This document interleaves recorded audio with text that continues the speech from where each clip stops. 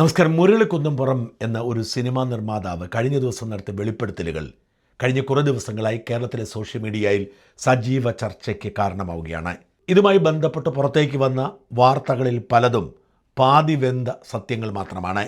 മുരളിക്കുന്നുംപുറം ഒരുപക്ഷെ മദ്യപിച്ച് വശം കെട്ടിരുന്നപ്പോൾ റെക്കോർഡ് ചെയ്തു വെച്ച ഒരു വീഡിയോ മറ്റാരോ പുറത്തുവിട്ടതാവാം. അദ്ദേഹം ഈ ദിവസങ്ങൾ ചെയ്തതല്ലത്. മാത്രമല്ല, മുരളി പാതി സത്യങ്ങൾ മാത്രമാണ് പറഞ്ഞത്. മുരളി ഒരു പരാജയപ്പെട്ട ബിസിനസ്സുകാരനാണ്. ബിസിനസ് ചെയ്യാൻ യാതൊരു കഴിവുമില്ലാതെ ബിസിനസ് ചെയ്ത് നഷ്ടം വരുത്തി വയ്ക്കുന്ന ഒരാൾ. ആ വിവരക്കേട് അദ്ദേഹം സിനിമയിലും ആവർത്തിച്ചപ്പോൾ സംഭവിച്ച ദുരന്തമാണ് ഒടുവിൽ കടക്കാരുടെ ശല്യം മൂത്തപ്പോൾ വിലാപവുമായി രംഗത്തെത്തിയത്. മുരളി അതിവൈകാരികമായി പറയുന്നു, സകലരും എന്നെ ചതിച്ചു, വഞ്ചിച്ചു, ഞാൻ മരിക്കാൻ പോവുകയാണ്, എൻ്റെ മുമ്പിൽ മറ്റൊരു വഴിയുമില്ല എന്ന്. ഒരുപാട് ചതികൾ പറ്റി, ബിസിനസ്സിൽ ഒരുപാട് ചതികൾ പറ്റി. ടൈൽസ് ദുബായിലും ഓസ്ട്രേലിയയിലും ആഫ്രിക്കയിലും കയറ്റി വെച്ചിട്ട് മലയാളികൾ വഴി ഒരുപാട് പൈസ കിട്ടാണ്ടായി. അഖിലേഷ്, തോട്ടടക്കാരൻ അഖിലേഷ് എന്നെ പരിചയപ്പെടുത്തിയത് കാലിക്കറ്റിനോട് പോകൽ സതീശനാണ് അഖിലേഷിനെ പരിചയപ്പെടുത്തിയത്. അങ്ങനെ ബിസിനസ്സിൽ കുറേ പൈസ പോയി, ആൾക്കാരെ വിശ്വസിച്ച് കുറേ പൈസ പോയി, കമ്പനിക്കാർ കുറേ പൈസ കൊടുക്കാറുണ്ട്. അതിനിടയ്ക്ക് സിനിമ എടുത്തു, വെള്ളം. അത് പിന്നെ അവസാനം എൻ്റെ പ്രൊഡ്യൂസറായി പോയതാണ്. രണ്ടാമത് നദികളി സുന്ദരി യമുന, ഉണ്ണി വെള്ളോറ, വിജേഷ് പാണത്തൂർ, ഈ രണ്ടാളും കള്ളം പറഞ്ഞിട്ട് എന്നിട്ട് നമ്മുടെ വന്നു. അസിസ്റ്റന്റ് ഡയറക്ടറാണ്, അതാണ് ഇതാണ്. നമ്മൾ അങ്ങനെ ആ സിനിമ എടുത്തു. അതിന് 2 കോടി നഷ്ടം വന്നു. പിന്നീടാണ് അറിയുന്നത് ഇവർക്ക് സിനിമയൊന്നും അറിയില്ല, ഇവർ ഒരു അസിസ്റ്റന്റ് ഡയറക്ടറായ ഒന്നും അല്ലായിരുന്നു എന്ന്. ഇതൊക്കെ നമ്മളോട് കട പറഞ്ഞിട്ടാണ് വന്നത്. പിന്നെ മൂന്നാമത് സുമതി വളവ്, എല്ലാവരും വിചാരം പടം സിനിമ ഭയങ്കര വിജയമാണ്. ജീവിതം ഇന്ന് കൈവിട്ടു പോയിരിക്കും. എന്റെ മക്കളെ കൂടെ ഭാര്യനോട് ജീവിച്ചിട്ട് മതിയായിട്ട് കൊതി തന്നില്ല. പക്ഷെ എനിക്ക് ഈ സിനിമ കാരണം 7 കോടിയോട് നഷ്ടമാകും. എനിക്ക് പിടിച്ചു നിൽക്കാൻ പറ്റുന്നില്ല. ഒരുപാട് കടങ്ങൾ ഓൾറെഡി ഉണ്ട്, അതിന്റെ കൂടി ഇതും. അതുകൊണ്ട് ഞാൻ ഈ ഭൂമത്തിന് ഞാൻ പോകുന്നു. എനിക്ക് ജീവിച്ചിട്ട് കൊതി തന്നില്ല. അഭിലാഷ് പിള്ള, വിഷ്ണു, അഭിലാഷ് പിള്ള എന്ന് പറഞ്ഞ അവരൊന്നും ഒരിക്കലും വിശ്വസിക്കരുത്. വിഷ്ണു അവരുടെ ഡയറക്ഷനൊന്നും അറിയില്ല, അല്ല കള്ളന്മാരാണ്. എല്ലാവരും ഇത് ഈ സത്യം അറിയണം. എന്നെ പറ്റിച്ചതെല്ലാം കൂടിയിട്ട് എല്ലാവരും കൂടി പറഞ്ഞ് പറ്റിച്ചു. പക്ഷെ മുരളി മരിച്ചില്ല. മുരളി മരിക്കുമെന്ന് മുരളി അറിയാവുന്ന ആരും ആശങ്കപ്പെട്ടില്ല. കാരണം മുരളി ഇങ്ങനെയൊക്കെ ആദ്യം പറയുന്നതല്ല. ഇപ്പോൾ ഇങ്ങനൊരു വിവാദം സൃഷ്ടിച്ച് മുരളിക്ക് കടക്കാരുടെ മുമ്പിൽ പിടിച്ചു നിൽക്കാം എന്നല്ലാതെ മറ്റൊരു ലക്ഷ്യവും ഉണ്ടെന്ന് വിശ്വസിക്കാൻ പാടാണ്. മുരളി പറയുന്നത് പാതി സത്യങ്ങൾ മാത്രമാണ്. ഉദാഹരണത്തിന് മുരളി ടൈല് കച്ചവടത്തെക്കുറിച്ച് പറഞ്ഞു. ഞാൻ മുരളിയുടെ ടൈല് കച്ചവടവുമായി ബന്ധമുള്ള അമേരിക്കയിലുള്ള ചിലരെ വിളിച്ച് സംസാരിച്ചു.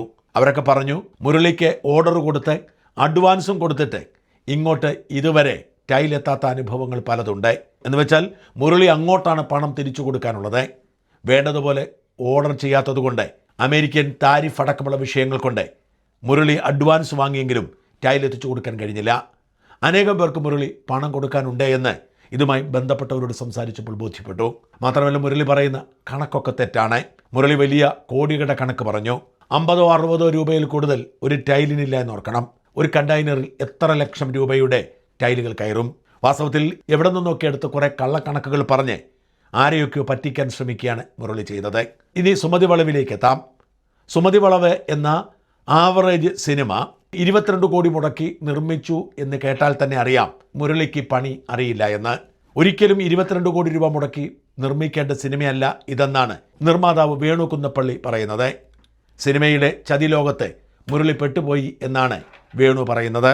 അഭിലാഷ് പിള്ള എന്ന സിനിമയുടെ തിരക്കഥാകൃത്ത് വളരെ വൈകാരികമായി ഒരു പത്രസമ്മേളനവുമായി രംഗത്തെത്തി. അഭിലാഷ് പിള്ള ഈ വിഷയത്തിൽ അനാവശ്യമായി ഇടപെട്ട ഉണ്ണി മുകുന്ദനെയാണ് കുറ്റപ്പെടുത്തിയത്. മുരളി പറയുന്നത് ഉണ്ണി മുകുന്ദനാണ് മാളികപ്പുറം സംവിധാനം ചെയ്തത് എന്നൊക്കെയാണ്. എന്തൊരു വിവരക്കേടാണ്. അങ്ങനെയെങ്കിൽ ഉണ്ണി മുകുന്ദൻ പല സിനിമകളും പൊട്ടി പാളിഷായി ആ നിർമ്മാതാക്കളെ ഉണ്ണി സഹായിച്ചിട്ടുണ്ടോ? ഒരു സിനിമയും ഇല്ലാതെ ഉണ്ണി ഇപ്പോൾ ഈച്ച പിടിച്ചിരിക്കുന്നത് എന്തുകൊണ്ടാണ്? ഇത്തരത്തിൽ വെടക്കാക്കി തനിക്കാക്കാൻ ഇറങ്ങിയ ചിലരുടെ തനിനിറം കൂടി ചൂണ്ടിക്കാണിച്ചുകൊണ്ടാണ് അഭിലാഷ് പിള്ള പ്രതികരിച്ചത്. അല്ല, അതാണ് പറഞ്ഞത്. ഇത് തുടക്കം മുതൽ ആ സിനിമ ഇറങ്ങുന്ന സമയം മുതൽ ഉണ്ണി പല സ്ഥലത്തും പ്രത്യക്ഷത്തിലും അല്ലാതെയും പറയുന്ന ഒരു കാര്യമുണ്ട്, അത് ഉണ്ണിയാണ് ഡയറക്റ്റ് എന്നുള്ളത്. ഇത്രയും നാൾ ഞങ്ങളത് പബ്ലിക് ഫോറത്തിൽ പറയുന്നത് വെച്ചാൽ ഇതങ്ങ് കഴിയട്ടെ എന്ന് കഴിഞ്ഞിട്ട്. കാരണം സുമതിയോട് ഞാൻ ചെയ്യാനുള്ള മെയിൻ കാരണം ഞാൻ തുറന്നു പറയാം. ഇപ്പൊ വിഷ്ണുവിന്റെ സംവിധാനം അറിയില്ലെങ്കിൽ എന്തിനാണ് ഞാൻ മാളികപ്പുറം പോലൊരു വിജയം കണ്ട് വീണ്ടും വിഷ്ണുവിനോട് പേര് പടം ചെയ്ത്? എനിക്കിവിടെ വേറെ എത്രയോ ഡയറക്ടേഴ്സ് എന്നോട് കഥ ചോദിക്കാറുണ്ട്, എത്രയോ പ്രൊഡ്യൂസേഴ്സ് ചോദിക്കാറുണ്ട്. എനിക്ക് അവനെ വിശ്വാസമുള്ളതുകൊണ്ടും അവന് ഈ പണി അറിയാവുന്നതുകൊണ്ടാണ് ഞാൻ നിൽക്കുന്നത്.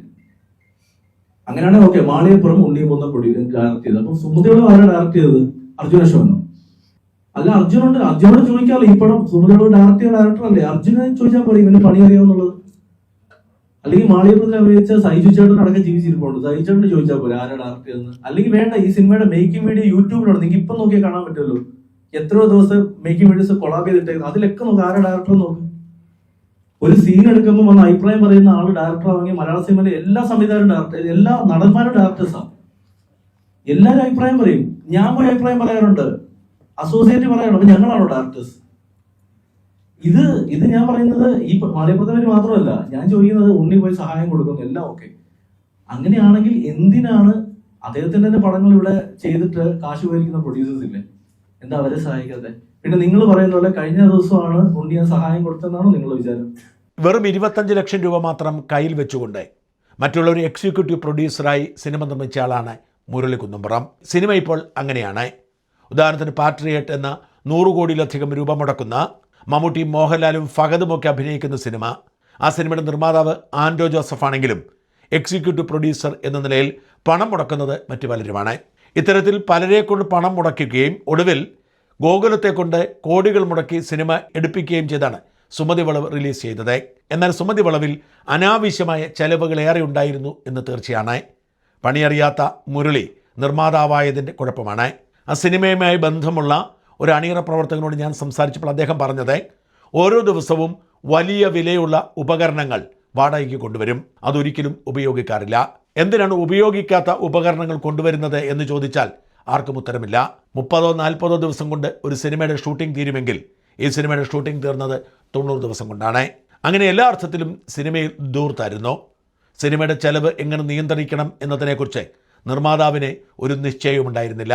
അങ്ങനെ ആ സിനിമ ഒരു ദൂർത്തായി മാറി. ഇപ്പോൾ എന്നിട്ട് കരഞ്ഞിട്ടും നിലവിളിച്ചിട്ടും എന്ത് കാര്യം എന്നാണ് സിനിമയുമായി ബന്ധമുള്ളവർ ചോദിക്കുന്നത്. താൻ പണം കൊടുക്കാനുള്ളവരെ ആശ്വസിപ്പിക്കാൻ വേണ്ടി മുരളി കുന്നുംപുറം ഇറക്കിയ വെറുമൊരു നമ്പർ മാത്രമാണ് ഈ വിവാദത്തിൻ്റെ പശ്ചാത്തലമെന്നാണ് വിലയിരുത്തപ്പെടുന്നത്. ഇതൊക്കെയാണെങ്കിലും ഒരു കാര്യം പറയാതിരിക്കാൻ നിവർത്തിയില്ല. സിനിമാ നിർമ്മാണം ഒരു ചതിക്കുഴിയാണ്. അനേകം പേരാണ് സിനിമയോടുള്ള മോഹം കൊണ്ട് ഈയാമ്പാറ്റിയെ പോലെ ഇതിനു ചുറ്റും നടക്കുന്നത്. അവരെങ്ങനെയെങ്കിലുമൊക്കെ സിനിമാ പ്രേമികളായ ചില പുത്തൻ മുതലാളിമാരെ കണ്ടുപിടിക്കും. അങ്ങനെ കണ്ടുപിടിച്ചവർ നിർമ്മിക്കുന്ന സിനിമകളിൽ ഭൂരിഭാഗവും പൊട്ടിപ്പൊളിഞ്ഞു പോകും. സിനിമ നിർമ്മിക്കേണ്ടത് എങ്ങനെയാണെന്ന് അവർക്കൊരു ധാരണയുമില്ല. പണം എങ്ങനെ കൈകാര്യം ചെയ്യണമെന്നും ഇവർക്കാർക്കും അറിഞ്ഞുകൂടാ. അതുകൊണ്ട് തന്നെ സിനിമാ നിർമ്മാണം എന്ന ചതിക്കുഴി തിരിച്ചറിയുന്നതിൽ തെറ്റൊന്നുമില്ല. നിർമ്മാതാവ് വേണു കുന്നപ്പള്ളി ഒരു പോസ്റ്റ് ഇട്ടത് എല്ലാവരും ശ്രദ്ധയോടെ കേൾക്കേണ്ടതാണ്. ഇവിടെ മുരളിയെ അദ്ദേഹം ന്യായീകരിക്കുന്നുണ്ടെങ്കിലും സിനിമയിലെ ചതിക്കുഴികളെക്കുറിച്ച് വ്യക്തമായി പറയുന്നു. സിനിമയിൽ പണം മുടക്കാൻ ശ്രമിക്കുന്ന എല്ലാവരും കേട്ടിരിക്കേണ്ടതാണ് സിനിമയിലെ ചതിക്കുഴികൾ. സുമതി വളവ് എന്ന സിനിമയുടെ പ്രൊഡ്യൂസറിൻ്റെ സോഷ്യൽ മീഡിയയിൽ പ്രചരിക്കുന്ന വീഡിയോയാണ് ഈ കുറിപ്പെഴുതാൻ എന്നെ പ്രേരിപ്പിച്ചത്. ഈ സിനിമയുടെ കഥ ഏതാനും വർഷങ്ങൾക്ക് മുമ്പ് ഞാൻ കേട്ടതാണ്. സിനിമ ഷൂട്ട് തുടങ്ങുന്നതിന് മുന്നേ ഇതിൻ്റെ പ്രൊഡ്യൂസർ മുരളിയെ ദുബായിൽ വെച്ച് കണ്ടപ്പോൾ സീരിയൽ നിലവാരത്തിലുള്ള കഥയുടെ പോരായ്മയെപ്പറ്റി സംസാരിക്കുകയും കഴിയുന്നതും ഈ സിനിമയുമായി മുന്നോട്ട് പോകരുതെന്ന് പറഞ്ഞതും ഇപ്പോഴും ഓർക്കുന്നു. എന്നാൽ അണിയറ പ്രവർത്തകരുടെ പ്രലോഭനങ്ങളിൽ വശംവദനായി അദ്ദേഹം പ്രോജക്റ്റുമായി മുമ്പോട്ട് പോയി. 5-6 കോടി മാത്രം വലിപ്പമുണ്ടായിരുന്ന ഒരു കഥ സിനിമയാക്കിയപ്പോൾ അദ്ദേഹം മുടക്കിയത് ഏകദേശം 15 കോടി. റിലീസിന് മുമ്പ് ഈ സിനിമ കാണാനുള്ള അവസരം എനിക്കുണ്ടായി. സിനിമ കണ്ടപ്പോൾ ഞാൻ തലയിൽ കൈവച്ചുപോയി. അദ്ദേഹത്തോട് ഞാനൊന്ന് പറഞ്ഞത്, ഏതെങ്കിലും ബിസിനസ് ചെയ്ത് ഒരിക്കലും സിനിമ തിയേറ്ററിലേക്ക് കൊണ്ടുപോകരുതെന്നാണ്. പ്രീ ബിസിനസ് ഒന്നും നടന്നില്ലെങ്കിലും ഗോകുലം മൂവീസ് രക്ഷകരായി. സിനിമ തിയേറ്ററിലേക്ക് എത്തി.